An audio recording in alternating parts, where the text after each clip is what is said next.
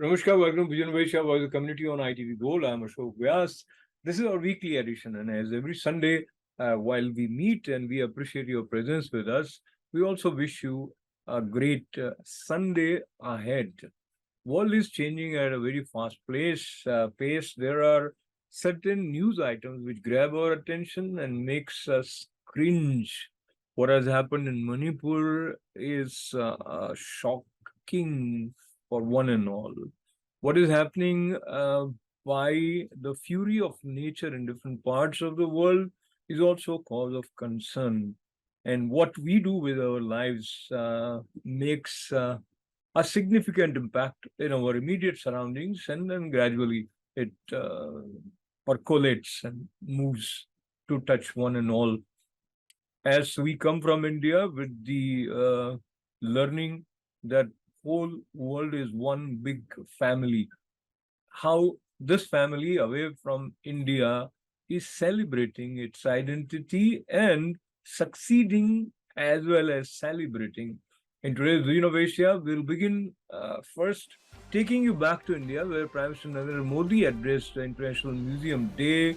We will also have an event which was hosted by Indian Consulate, where America returned over 100 stolen antiquities to India.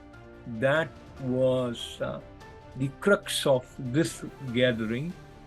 And again, another event at the Indian Consulate with the presence of Indian Minister of Tourism, Culture and Development. A report on that, and we will also take you to a procession called Bonalu Jatra, which was organized by SDP Shiva Vishnu Temple. You will also meet Professor Salvatore Babones, who was in New York, and there were protests even to innocent sounding compliment extended by him for Prime Minister of India. He talked to us, and we'll also have glimpses of my conversation with Dr. Jagdish Trivedi, who's humorist and a philanthropist. Very inspiring person. Here we have a little break, and we'll join you right after these short messages. Stay with us.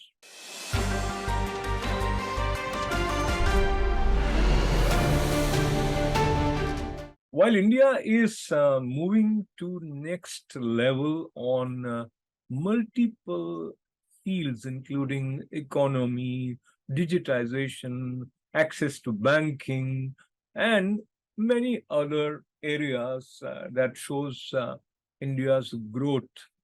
One more area that has not received enough attention so far is also getting its due now. And that was clear at this important occasion where International Museum Day was observed. Here are some excerpts from Prime Minister Narendra Modi's address at this occasion.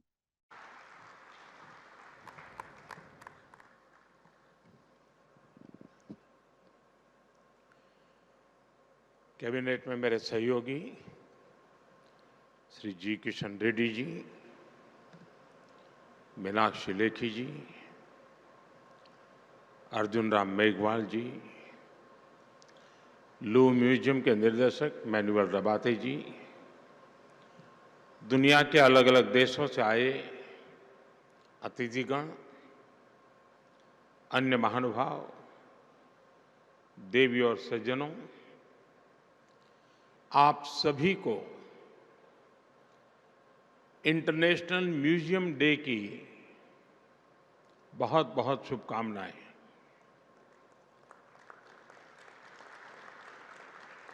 आज यहां museum world के दिग्गज जुटे हुए हैं। आज का ये अवसर इसलिए भी खास है क्योंकि भारत अपनी आजादी के 75 वर्ष पूरे होने के उपलक्ष्य में अमृत महोत्सव मना रहा है। इंटरनेशनल म्यूजियम एक्सपो में भी इतिहास के अलग-अलग अध्याय आधुनिक तकनीक से जुड़कर जीवंत हो रहे हैं। जब हम किसी म्यूजियम में जाते हैं तो ऐसा महसूस होता है जैसे बीते हुए कल से उस दौर से हमारा परिचय हो रहा है, हमारा साक्षात्कार हो रहा है। म्यूजियम में जो दिखता है वो तथ्यों के आधार पर होता है, प्रत्यक्ष होता है, एविडेंस बेस्ड होता है।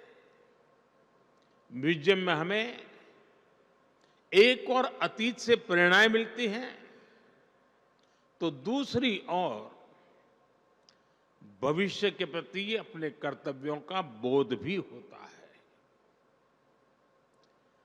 आपकी जो थीम है सस्टेनेबिलिटी एंड वेलबींग, वो आज के विश्व की प्राथमिकताओं को हाईलाइट करती हैं और इस आयोजन को और ज्यादा प्रासंगिक बनाती है। मुझे विश्वास है आपके प्रयास संग्रहालयों में युवा पीढ़ी की रुचि को और बढ़ाएंगे, उन्हें हमारी धरोहरों से परिचित कराएंगे। मैं आप सभी का इन प्रयासों के लिए अभिनंदन करता हूं। यहां आने से पहले मुझे कुछ पल म्यूजियम में बिताने का अवसर मिला।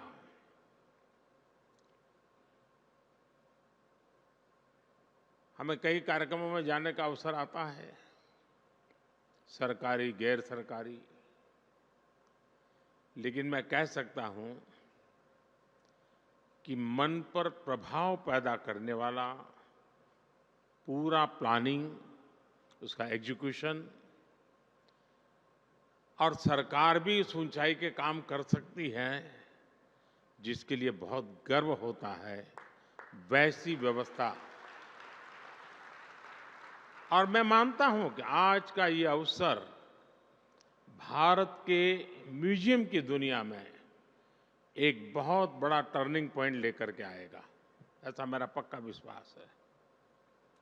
साथियों, गुलामी के सैकड़ों वर्षों के लंबे कालखंड ने भारत का एक नुकसान ये भी किया कि हमारी लिखित अलिखित बहुत सारी धरोहर नष्ट कर दी गई।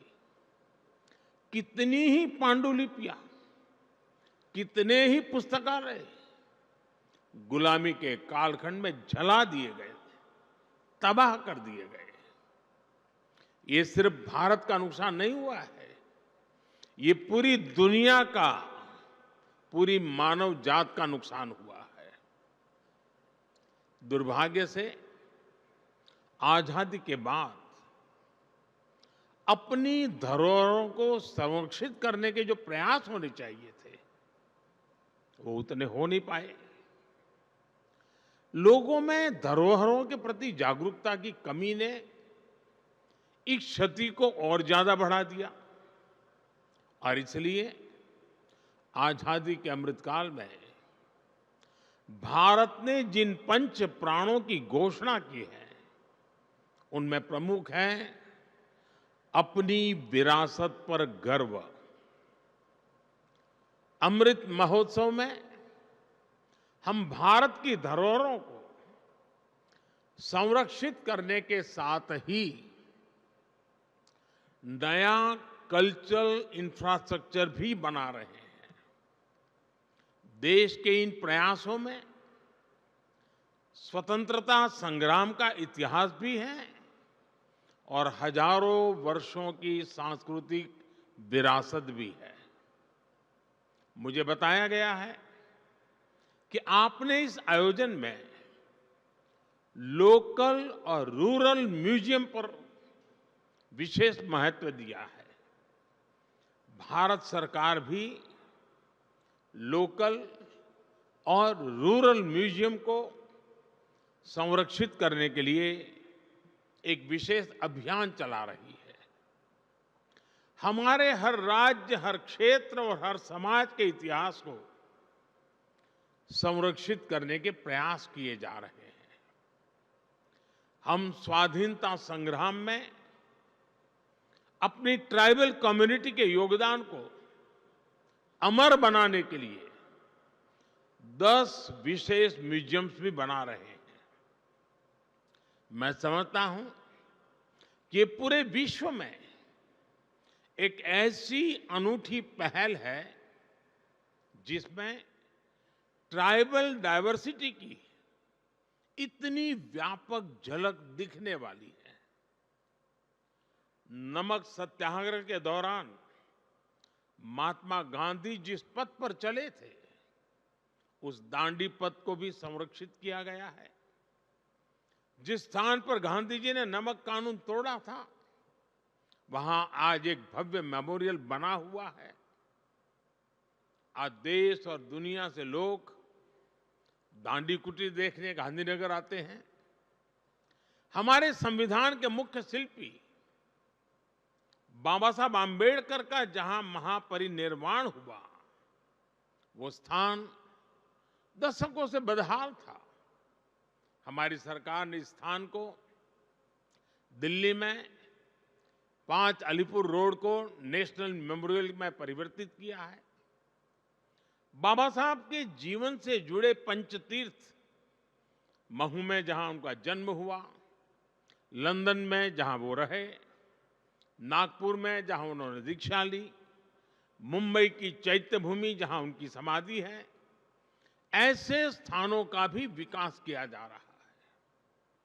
भारत की 580 से ज्यादा रियासतों को जोड़ने वाले सरदार साहब की गगनचुंबी प्रतिमा स्टैच्यू ऑफ यूनिटी आज देश का गौरव बनी हुई है। स्टैच्यू ऑफ यूनिटी के भीतर भी एक म्यूजियम बना हुआ है। चाहे पंजाब में जलियांवाला बाग हो, गुजरात में गोविंद गुरु जी का स्मारक हो, यूपी के वाराणसी में मान महल म्यूजियम हो, गोवा में म्यूजियम ऑफ क्रिश्चियन आर्ट हो, ऐसे अनेक स्थानों को संरक्षित किया गया है। म्यूजियम से जुड़ा एक और अनूठा प्रयास भारत में हुआ है। हमने राजधानी दिल्ली में देश के सभी पूर्व प्रधानमंत्रियों की यात्रा और योगदान को समर्पित पीएम म्यूजियम बनाया है। आज पूरे देश से लोग आकर पीएम म्यूजियम में आजादी के बाद की भारत की विकास यात्रा के साक्षी बन रहे हैं। मैं यहां आए अपने अतिथियों से विशेष आग्रह करूंगा कि एक बार इस म्यूजियम को भी अवश्य देखें।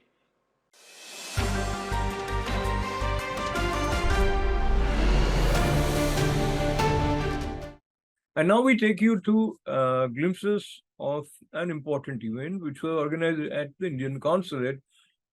As is happening, several countries have stolen antiquities from India. These are some ancient statues, and there is a trend that some of these are traced and returned to India. One such event at the Indian Consulate also featured some ancient statues, sculptures, and this was an inspiring gathering in a way that cultural wealth of India and symbols of cultural heritage going back to its root. Here we have some highlights from that event. Mr. Jordan Stockdale, Chief of Staff, Thomas Adamczyk, and our special guest, Colonel Matthew Bogdanos and his top team, officers from US law enforcement agencies, our own Special Counsel General Ranveer Jaiswal and his team, ladies and gentlemen, Namaskar, good morning. Thank you for joining us today to celebrate the excellent cooperation of our US partners in helping with the return of our cultural antiquities. Soon we will send over 100 artifacts to India. For us, these are not just art, but part of our heritage, culture, and religion. So when this lost heritage returns home, it is received with a lot of emotion. During the Prime Minister's historic visit last month, he thanked President Biden for helping the return of these cultural properties. Sincere efforts by the Manhattan DA's office, Homeland Security team, and other agencies has helped us to get many of such artifacts back. We thank you for your commitment and contribution. We just have had a repatriation ceremony of Indian artifacts. We were joined by our ambassador, Sri Taranjit Singh Sandhu. He thanked the US partners, the Manhattan DA's office, the Homeland Security investigation team for their excellent cooperation. This repatriation ceremony of 105 objects comes on the heels of the state visit of Prime Minister Modi, where he acknowledged and thanked President Biden for the excellent support the Indian side we have received from the US government in restitution of cultural properties. Thank you. We are proud today to return over 100 items to the Indian country in a collective multi-year investigation against Kapoor, who trafficked items across the globe. We are excited to return these to the country of India in collaboration with HSI and the Indian government working together to return these beautiful cultural artifacts to the rightful country. Thank you. Jagdish Sevani, President, the American India Public Affairs Committee. What a proud moment for Bharat. After so many decades and years, finally, more than 105 pieces, stolen pieces of artifacts are returned back to India today. I personally thank District Attorney of New York for what, and their team for what they have done. A really proud moment for Bharat after a hugely successful visit of Prime Minister Narendra Modi 2 weeks back. As you know, under the leadership of Narendra Modi, Bharat ka jo sthan hai pure world mein, it has reached every Indian today feels proud for what Narendra Modi has done in last 9 years. And we are looking forward from our district attorney to have all these more pieces to be returned soon. Dhanyavad. Namaskar.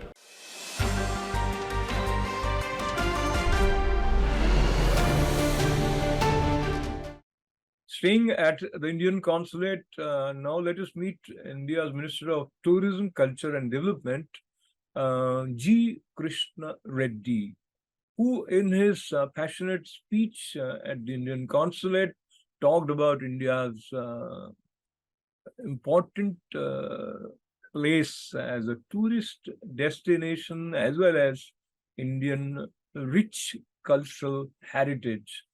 He appreciated the role played by Indian diaspora as citizen ambassadors of India. And here are some highlights from that event.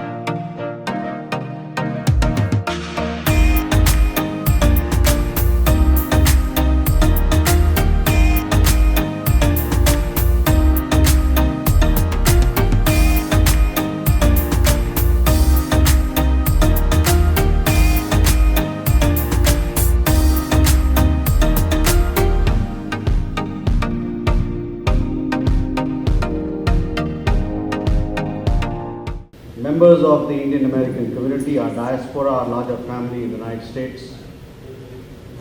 Sir, on behalf of the consulate and the larger Indian family here, I would like to warmly welcome you to New York. You've been in this country and this city on many occasions, but let me tell you, after this interaction, this engagement, you will say that this visit of yours was one of those very special ones. Each time that we have a delegation, an esteemed delegation for India, we have people in large numbers who come to engage and interact. But this time around, we had to stop the registration because we were overflowing. That itself speaks a lot about your leadership, about your contribution as tourism minister, as culture minister, and all that you've done to propel India's leadership at the global arena, in the global arena, at G20 summit that we had, successful summit that we had, one of the meetings that happened in Jammu and Kashmir. Sir, all of us eagerly look forward to conversing with you, exchanging ideas with you, and listening to you on the kind of changes that are sweeping India under the visionary leadership of a Prime Minister, new initiatives that we started in the infrastructure field, so on and so forth. So with that, I once again welcome all of you, and I would like and urge the community here to give a big round of applause to Honorable Minister. जैसा G20 सितंबर में खत्म होने के बाद एक global tourism investment summit Delhi में करेंगे, दुनिया भर के लोगों को बुलाएंगे। भारत में भी एक स्टार्टअप कंपनी से लेकर टाटा कंपनी तक टूरिस्ट में इन्वेस्टमेंट करने का हम एक मोटिवेट करने के लिए एक एक्शन प्लान बनाए। आने वाले दिन में टूरिज्म बहुत बड़ा सेक्टर होगा, क्योंकि जितना टूरिस्ट डेस्टिनेशन, जितने आर्कियोलॉजी साइट्स है, कोई देश में आपको नहीं मिलेगा, कोई भी देश में। लगभग भारत सरकार के पास 3600 ASI मॉन्यूमेंट्स है, स्टेट गवर्नमेंट के पास सब मिलके लगभग मोर देन 1 लाख मॉन्यूमेंट्स है भारत में। जितनी इको टूरिज्म हो, नेशनल टूरिज्म हो, लगभग 7000 किलोमीटर्स का सी शोर है भारत में। ऐसा जितने भी प्रयास करना चाहिए उतना नहीं हुआ है।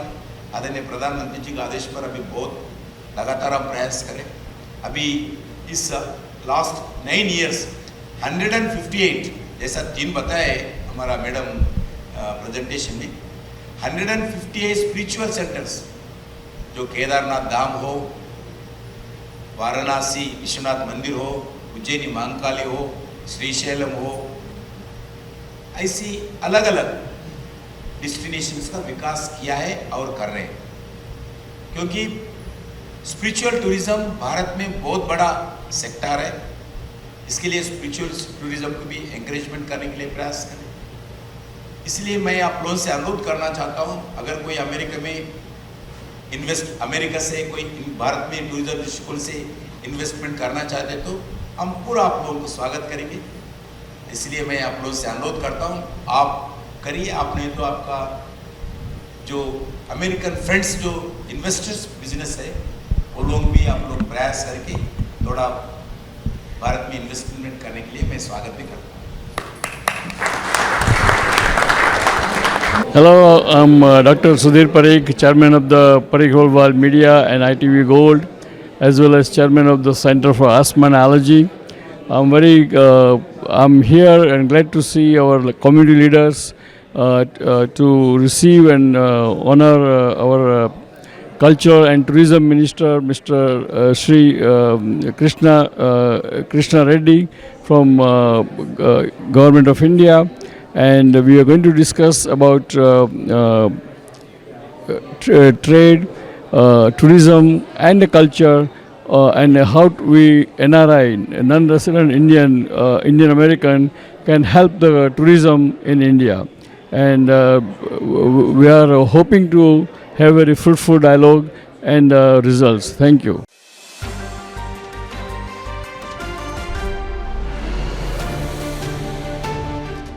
India indeed is a place with rich variety, unity in diversity, as we say. And at Edison, a temple, SDP Shiva Vishnu Temple, was the venue for a culturally vibrant event referred to as Bonalu Jatra. What it is, we requested Sanskrit brothers Mahadeva Sharma and Srinath Sharma to share what it is all about. This was organized with inspiration and leadership of Raghuji. Here are some highlights.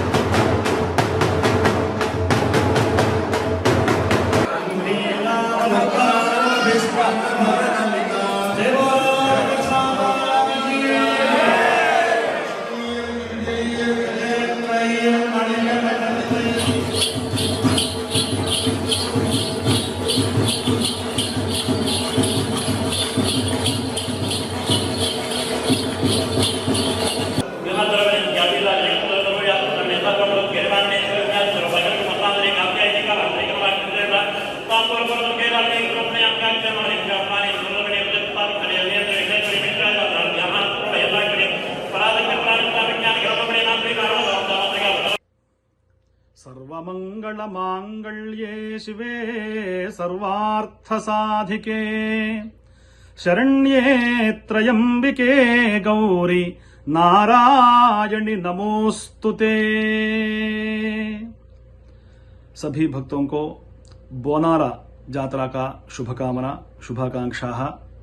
बोनाला Jatra means in Telangana state this is the festival from ancient days. So many festivals in India from ancient days, that is called Grama Devata Aradhana. Means Mahakali, Mahalakshmi, Mahasaraswati, त्रिमूर्त्यात्मक स्वरूपिणी देवी को आराधना गांवों में हमारा सभी भक्त लोग साल में एक बार ऐसा बोनाल जैसा जात्रा करके माता जी को, बोनम मीन्स भोजनम, means the meals offering to Mataji, Mahakali Mataji is called Bonala festival. It is very well done in Sai Datta Peetham Shiva Vishnu Temple in New Jersey, and Raghu Shankar Banchi ji, he is the founder of the Sai Mandir. So many devotees participated in the Bonal Jatra, and the Shakambhari Devi Alankaram means all the vegetables decorated to the Mahakali Mataji today, and happy Bonala Jatra to everybody. अन्ना मन्नाद एवचा, भगवान का स्वरूप कहने में अन्नम और अन्नादह, अन्नाद बोलते अन्नम खाने वाला, भोजन खाने वाला को भी भगवान का स्वरूप कहते हैं, और अन्न के भी भगवान का स्वरूप कहते हैं। इसीलिए अन्नम ब्रह्मा भोक्ता च ब्रह्मा इति वेदे एवं आसीत।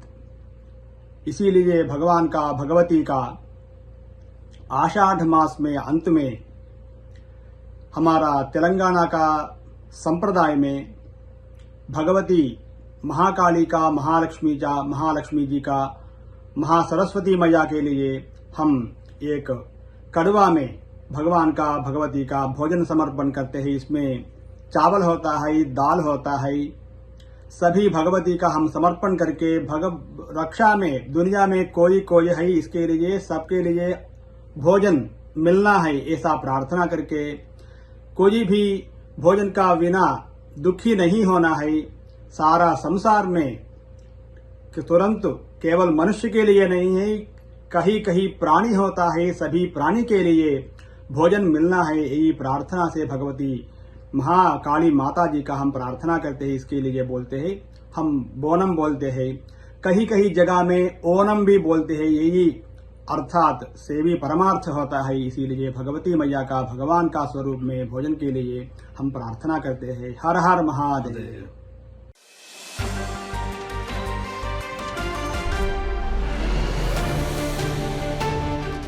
Professor Salvatore Babones has quite a recognition for his candid, data-backed expressions. American professor settled in Australia, visited New York recently, and there was a meet and greet event organized with him at a library in Long Island. There were some protests also. Surprisingly, the placard read, "Objection for Professor Babone's expression complimenting the role played by Indian Prime Minister and referring to him as a reputed world leader." Now, how Professor Babones looked at this protest was inspiring too. He considered this as an opportunity to increase understanding by sharing the facts. And he talked to me before the event. Here are some highlights from conversation with Professor Babones. It is very funny. I am doing a meet and greet at a public library here in Long Island, New York tonight, and there is a massive anti-Indian protest organized to protest my appearance at a public library. And the huge irony is, because everything I do is data-driven, I'm never giving just opinions about India. I'm presenting facts about India. The worst thing they could find to put on their flyer was the notorious Professor Babones says that Narendra Modi is a well-respected global leader. and that's the worst thing they could find. Actually, they should go and stand in front of White House also. Oh, they should stand for the White House and the Congress. So for having said that, but if they've gone through my whole background apparently, and they're looking for negative things I've said that they could put on a poster to try to attract people to come to their protest, and that's the one phrase the one quote they used. Professor Babones says that Narendra Modi is a well-respected global leader. It's hilarious. But of course, when I talk about India, I'm talking about the data on India. I'm not talking about my opinions about India, my experiences of India. In fact, when I'm asked about those things, I always demur, because it's really not what my research is about. My research is about the data about India, the facts about India, and how can you protest a fact? So, for example, talking about something very controversial like the status of Muslims in India, I have no opinion of what it is like to be a Muslim in India. But I go to the survey data, and the survey data tell us that 24% of Indian Muslims say that there's anti-Muslim discrimination in India. 76% say that there isn't. Now, how does that number compare? Well, 80% of African Americans on the same survey say that there's anti-African American discrimination in the United States. 46% of Hispanic Americans, 42% of Asian Americans say that there's anti-Asian discrimination in the US. So while it may be true that some Muslims in India have faced discrimination, I can't tell whether that's true or not. You have to talk to each individual to find out their experiences. But I know that factually, based on the hard data, only 24% of Indian Muslims themselves, this is not an expert opinion, it's not my opinion, they themselves say that only 24% of Indian Muslims say that Muslims face discrimination in India. 98% of Indian Muslims say that they're free to practice their religion in India. 99% of Indian Muslims say that they are proud to be Indian. So when I come to the table with facts, and the facts, the most controversial facts I've ever talked about are about the status of Muslims in India, I've taken heat from both sides, both the fanatical left in India, and I put the word left in quotation marks, but the fanatical left in India who are saying there's going to be a Muslim genocide. I say, well, obviously India's Muslims don't think that's true, but the fanatical right in India, and again, I'll put right in quotation marks because I don't really endorse those usages, but the fanatical right in India who say that Muslims are traitors to India, who don't love their country and are loyal to Pakistan, they're equally wrong. 99% of Indian Muslims are proud to be Indian. That's the fact. Now, how you want to interpret it is up to you. I'm not here to try to express what the deep underlying feelings are behind those facts. I'm only here to talk the data.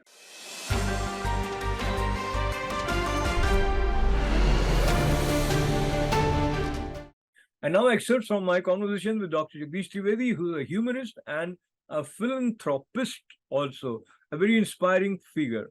Here are some highlights from an interview with him. Jagdish ji, आप ये बताइए कि हंसी इतनी मुश्किल क्यों होती है?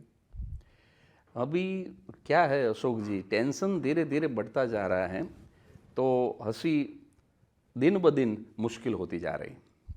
तो आप इससे सहमत हो गए कि हंसी मुश्किल होती जा रही, तो फिर जो हंसाने वाला होता है उसका काम और भी मुश्किल हो जाता है। ज़रूर हो जाता है, और ये सोशल मीडिया जो हैं अभी काम कर रहे हैं तो और ज़्यादा मुश्किल हो गया, क्योंकि हमारे वीडियो अलग अलग प्रोग्राम के शो वो सब घर बैठे देख लेते हैं, तो हमको हर पल कुछ नया ढूंढना पड़ता है, हर पल कुछ नया लाना पड़ता है, ताकि मार्केट में पूरा आदर बना रहे। हाँ, तो ये बात आपने की बिल्कुल सही है, क्योंकि YouTube में जो देखा हुआ है, फिर भी कई बार ऐसा होता है कि एक लाइव देखने का अलग आनंद होता है, अनुभव होता है। आर्टिस्ट को लाइव सुनना देखना एक अलग सा अनुभव होता है, ये बात भी सही है आपकी। तो सही बातें को लेते हुए जब इंसान अपने जीवन में सोचता है कि मुझे क्या करना है, तो एक समय आया जब आपको लगा कि मुझे मंच पर जाकर लोगों को हंसाना है, और उन सपनों के साथ में आप शहाबुद्दीन राठौड़ जी से मिले, जो कि जिन पर आपने PhD भी की है जी। तो क्या उनमें ऐसी खास बात लगी कि आपको इनके पास जाएं? बात ऐसी थी अशोक जी कि मैं बचपन से ड्रामा का आर्टिस्ट था, और नॉन प्रोफेशनल जो कंपटीशन के प्ले होते थे हाई स्कूल में, कॉलेज में, यूथ फेस्टिवल होते थे, उनमें मैं पार्ट लेता था। पहले मोनो एक्टिंग करता था, बाद में ड्रामा में पार्ट लेने लगा, बाद में ड्रामा लिखने लगा खुद। लेकिन 93 के आसपास ऐसा हुआ कि जो दोस्तों के साथ मिलकर मैं ड्रामा कंपटीशन में पार्ट लेता था, वो सब दोस्त बिजनेस और जॉब के वास्ते, हमारा जो गांव था थानगढ़, वहाँ से out of city, out of town चले गए। और ड्रामा एक ऐसी चीज़ है, अकेले हो नहीं पाती, तो थानगढ़ में ही गुजराती भाषा के सबसे समृद्ध, सबसे बड़े जाने माने ह्यूमरिस्ट जो आपने कहा शहाबुद्दीन राठौड़, वो थानगढ़ की एक मात्र हाई स्कूल के प्रिंसिपल थे, और वो मुझे ड्रामा में अक्सर मैं नंबर लेता था और मुझे पारितोषिक वगैरह देते थे, ट्रॉफी वगैरह, तो इस तरह से पहचानते थे। तो मैंने सोचा कि अब मुझे ऐसा कुछ करना है, मुझे स्टेज पे तो रहना है मरते दम तक, ये तय था बचपन से। तो अब कुछ ऐसा करना है जो अकेले हो सके। तो मुझे तुरंत ही याद आए शहाबुद्दीन राठौड़ जी, तो मैं उनके पास गया और बोला, 93 के आसपास की बात है, कि मुझे आपके साथ ले जाए। और मैंने ये शर्त रखी थी कि मुझे एक भी रुपया नहीं चाहिए, मुझे सिर्फ बोलने दीजिए, मुझे व्यक्त होना है। अच्छा, तो मैं आपको इंटरव्यू कर रहा हूँ क्योंकि व्यक्त जो होने की बात है ना, व्यक्ति शब्द में भी जुड़ा हुआ है कि व्यक्ति वो है जो स्वयं को व्यक्त करे। हम सब अपने अपने तौर पर अपने को व्यक्त कर रहे हैं। कुछ लोग स्पष्ट हो जाते हैं, जैसे डॉक्टर जगदीश तिवारी जी, बचपन में ही उनको पता लग गया कि उन्हें मंच पर बने रहना है, और बातें हमारी जारी रहेंगी। पर मैं आप तक ये भी पहुँचा दूँ कि जिस शख्स से आप अभी मुलाकात कर रहे हैं, उन्होंने लगभग 74 पुस्तकें लिखी हैं।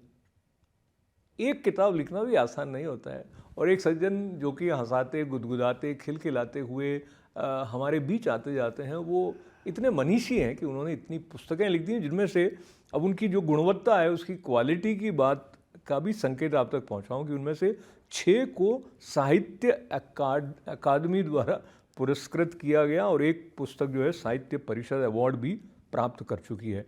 तो ये पुस्तकों की तरफ बाद में आएंगे वापस, फिर से चलते हैं शहाबुद्दीन जी की तरफ। तो उनकी प्रस्तुति आपने जब देखी थी, उसमें क्या खास बात आपको लगती थी? और देखिए, एक तो होता है जो अभी आपने कहा सोशल मीडिया के आने वाली चुनौती, पर उसके पहले भी अगर आप मंच पर जाते हैं, बहुत लोगों के लिए सबसे ज़्यादा डरावनी बात होती है कि उनको लोगों से संबोधित करना है।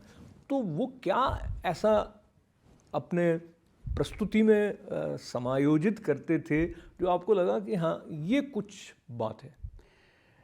अच्छा सवाल किया अशोक जी आपने। शहाबुद्दीन राठौड़ को अभी पद्म पुरस्कार मिला प्रेसिडेंट ऑफ इंडिया से, और शहाबुद्दीन राठौड़ एक ऐसे ह्यूमरिस्ट हैं हमारी गुजराती भाषा के कि उनके प्रोग्राम के दौरान कभी भी कोई भी प्रकार की वल्गारिटी नहीं आती। अपने पूरे परिवार के साथ बैठकर आप सुन सके ऐसा शुद्ध पारिवारिक मनोरंजन वो पिछले कितने सालों से, 52 सालों से, आज भी स्टिल टुडे। क्या बात है। अभी ये 15 जुलाई को दुबई में जाके वो अवार्ड लिया और वहाँ परफॉर्म किया शहाबुद्दीन राठौड़ ने। क्या बात है। तो पिछले लास्ट 52 ईयर्स वो ऐसा शुद्ध मनोरंजन पेश कर रहे हैं। और दूसरी बात ये है कि उसमें फिलोसॉफी और मोटिवेशन भी हैं।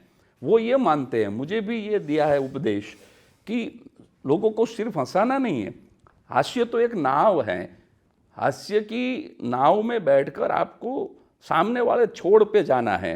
आपको कुछ लोगों को हंसते हंसाते भी कह देना है कि इस तरह जीने से फायदा है इंसानियत को, पूरे विश्व को। तो कुछ मोटिवेशन, कुछ फिलोसॉफी वो ह्यूमर के साथ होनी चाहिए। ऐसे एक पवित्र और सबसे श्रेष्ठ ह्यूमरिस्ट मुझे गॉड फादर के रूप में मिले, ये मेरी खुशकिस्मती है।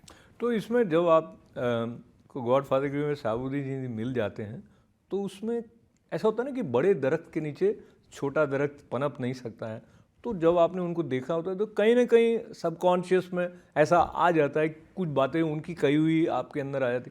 तो आपको अपना जो मैं अपना कह रहा हूँ, आपकी जो अपनी आइडेंटिटी है, आपकी जो मौलिकता है, उसको भी बचाना था, उनके साथ भी प्रस्तुत करना था। ये एक एडिशनल चुनौती था या क्या था? Very good question, very good. ये आप जिस तरह से, हम तो पहली बार मिले, 10 मिनट पहले मिले हैं, एक दूसरे को पहचानते नहीं हैं, फिर भी आप जिस तरह के सवाल पूछ रहे हैं तो पता लग जाता है कि आप भी बहुत पहुँचे हुए आर्टिस्ट हैं। नारायण। नहीं, आपके पास बहुत लंबा एक्सपीरियंस होगा, वरना ऐसे सवाल नहीं आते। आपने बहुत अच्छा सवाल किया। चुनौती बहुत बड़ी थी, क्योंकि मुकेश जी ने जब पहला गाना गाया, दिल जलता है तो जलने दो, तो बिल्कुल केएल सहगल की आवाज़ में। सही बात। जलता है तो जलने दो। सही बात है। तो मैंने भी जब शुरू किया 93 में, तो बिल्कुल शहाबुद्दीन राठौड़ की तरह बैठता था। ये स्टाइल मेरे गुरुजी के हैं, तो बोलते बोलते ऐसे करता था। और बिल्कुल शैली भी, बोलने की शैली भी बिल्कुल शहाबुद्दीन राठौड़ जैसी थी। तो लोग अखबार में और सभी जगह पे निमंत्रण, जो इनविटेशन कार्ड छपते थे, उसमें जूनियर शहाबुद्दीन लिखने लगे। तो ये मुझे भी अच्छा नहीं लगा, शहाबुद्दीन जी को भी अच्छा नहीं लगा। और मैं स्ट्रगल कर रहा था कि मुझे मेरी खुद की आइडेंटिटी बनानी है। लेकिन 5 साल लग गए। 97, 98 के आसपास मैं जगदीश त्रिवेदी बाहर आया मेरे अंदर से।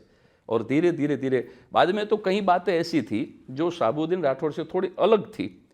जैसे कि मैं गाना भी गा लेता हूँ प्रोग्राम में, वो कभी गाते नहीं हैं। मैं लोक साहित्य भी कर लेता हूँ, फोक लिटरेचर, वो बहुत कम करते हैं फोक। तो ये सब बातें अलग थी, लेकिन मेरी आइडेंटिटी धीरे धीरे बनने लगी। और बाद में जो बात हुई ये कि 2017 से जो ईश्वर की कृपा से जो मैं फिलांथ्रॉफी कर रहा हूँ, तो वो सबसे अलग हो गई। वो तो सभी कलाकारों से अलग हो गई। हाँ, वो तो मैं फिलैंथ्रोपी की तरफ आने से पहले थोड़ा ये क्रिएटिव साइड पे और रहना चाहता हूँ आपके साथ। हाँ, तो ये जो आपका अपने आप को ढूंढने का धीरे धीरे जो एक प्रक्रिया अंदर चलती रही होगी, तो जब आप मटेरियल सोचते हैं कि मैं क्या बात कहूँगा, किस बात को लेकर मैं दर्शकों से जुड़ूंगा, तो वो एक 24/7 काम होता होगा कि आप ऑब्जर्व कर रहे हैं, सोच रहे हैं ऐसा। तो फिर आप टेस्ट भी करते होंगे कि इस बात से लोग जल्दी प्रभावित हो जाते हैं या उनको हंसी आ जाती है। तो मुझे पता है, हम पहले बात कर रहे थे कि हम ये नहीं निवेदन मैं आपसे कर रहा हूँ कि आप हमारे दर्शकों को हंसाएं, लेकिन थोड़ा पता लगे, हमारे कुछ दर्शकों ने आपको कभी सुना नहीं होगा। तो यदि आप थोड़ा सा एक जैसे कहते हैं कि थोड़ी सी झलक आप अपनी प्रस्तुति की, वो भी कर देता हूँ और आपके सवाल का जवाब भी देता हूँ। 3 तरीके से हमें मटेरियल मिलता है जी।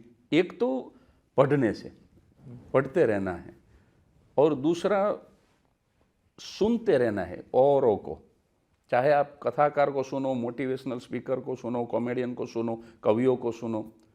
और तीसरा देखते रहना है सतत कि क्या हो रहा है हमारे आसपास। मैं कल की बात बता दूं ITV गोल्ड के दर्शकों को, किस तरह से भगवान हमें ये सेंस ऑफ ह्यूमर जो दी है, गॉड गिफ्ट। कल मैं एक घर पे गया था, तो वहाँ चाय पीने गया था मैं। तो यहाँ अमेरिका में लोग चीनी कम डालते हैं या तो नहीं डालते, तो वो चाय लेके आए डाइनिंग टेबल पे कप के अंदर, और बाद में अलग सी चीनी लेके आए, शुगर। वो बोले आपको जितनी लेनी ले लो, मैंने चाय में नहीं डाली है। तो एक सोच, एक विचार आया, देखो ये मौलिक है, जो भगवान भेजते हैं, गॉड गिफ्ट जिसको कहेंगे, तो किस तरह से हंसी बनती है, आइटम बनती है। तो मैं आज से शुरू करूंगा बोलना मेरे शो में जी। तो कल मैंने कहा कि अगर आपने अग्नि की साक्षी में, स्टोव के ऊपर अग्नि की साक्षी में चाय और चीनी को फेरे लिए होते, चाय और चीनी के, तो वो खुशी से होने वाली शादी थी। लेकिन यहाँ डाइनिंग टेबल पे लाके आप बोल रहे हैं कि अलग से चीनी डाल, ये तो ग्रीन कार्ड लेने के लिए किया हुआ विवाह है। तो ये सोच जो ऊपर से आती है, ये गॉड गिफ्ट है। Sense of humour is a gift of God. तो इस तरह से आइटम बनती जाती हैं, कहीं पढ़ने से बनाते हैं, कहीं इस तरह से बनाते हैं, कहीं सुनने से बनाते हैं, लेकिन सतत, आपने वो अच्छा वर्ड यूज किया, 24/7 हम सोचते रहते हैं कि लोगों को किस तरह से हंसाए।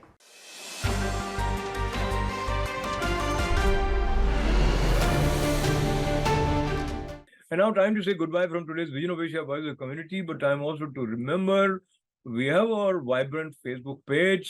Be your friend there. Subscribe to ITV Gold YouTube channel and keep writing events@itvgold.com. Thank you for being with us. Stay safe, stay well.